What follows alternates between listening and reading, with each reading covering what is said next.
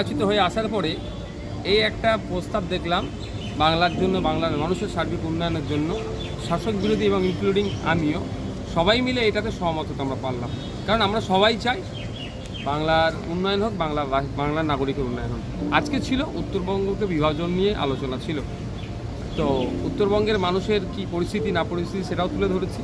তারপরে বিভিন্ন মিনিস্টার এবং বক্তারা বক্তব্য দিয়েছেন, লিডার অফ অপোজিশন ছিলেন এবং লিডার অফ দি হাউসও ছিলেন। লিডার অফ অপোজিশন একটা প্রস্তাব রেখেছেন যেটা উন্নয়নের স্বার্থে, এবং লিডার অফ দি হাউস যিনি ছিলেন সেটাকে অ্যাকসেপ্ট করে আরও দু একটা শব্দ তাদের সংযোজন করেছেন।